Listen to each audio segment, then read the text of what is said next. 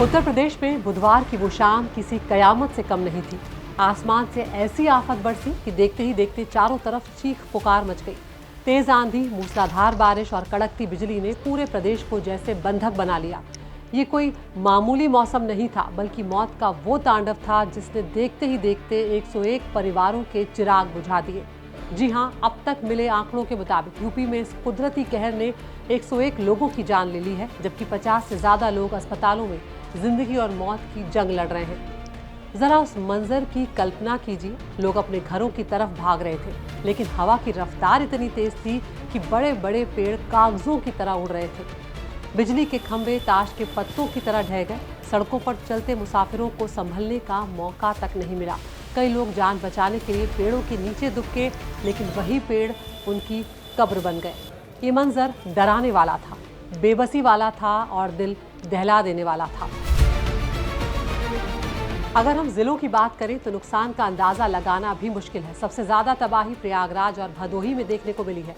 प्रयागराज में 21 और भदोही में 18 लोगों की जान चली गई। मिर्जापुर में 15, फतेहपुर में 10 और प्रतापगढ़ में 4 लोगों की मौत की खबर है। बरेली, उन्नाव और बदायूं जैसे जिलों में भी कई परिवारों ने अपनों को खो दिया है। तूफान इतना भयानक था कि सड़कों पर खड़ी गाड़ियां पेड़ों के नीचे दबकर कबाड़ बन गई। गांव के इलाकों में तो तबाही और ज्यादा है। यहाँ पर कच्ची झोपड़ियां मलबे में तब्दील होती नजर आई। सड़कों पर पेड़ गिरे होने की वजह से कई जगहों पर रेस्क्यू टीमें भी घंटों तक नहीं पहुंच पाई। बिजली का सिस्टम पूरी तरह से कोलैप्स हो गया और कई शहर अंधेरे में डूब गए। ये सिर्फ एक तूफान नहीं था, बल्कि ये कुदरत की वो चेतावनी थी जिसने पूरे सिस्टम को हिलाकर रख दिया है। इस त्रासदी की गंभीरता को देखते हुए मुख्यमंत्री योगी आदित्यनाथ खुद कमान संभाल चुके हैं।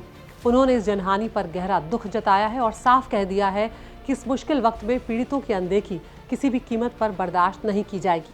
सीएम ने प्रदेश के सभी जिलाधिकारियों यानी डीएम्स को सख्त निर्देश दिए हैं कि वो दफ्तरों में बैठने के बजाय सीधे फील्ड पर उतरें।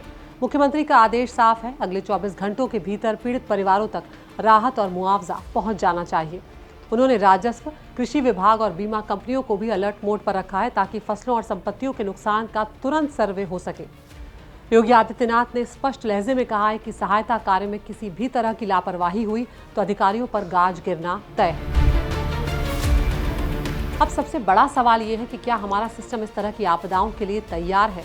जब भी ऐसी आफत आती है, सबसे ज्यादा नुकसान गरीब और बेसहारा लोगों का होता है। फिलहाल प्रशासन युद्ध स्तर पर काम कर रहा है। सड़कों से पेड़ हटाए जा रहे हैं और बिजली सप्लाई बहाल करने की कोशिश भी जारी है। लेकिन उन 101 परिवारों के लिए ये घाव कभी नहीं भरेगा जिन्होंने अपनों को खो दिया है।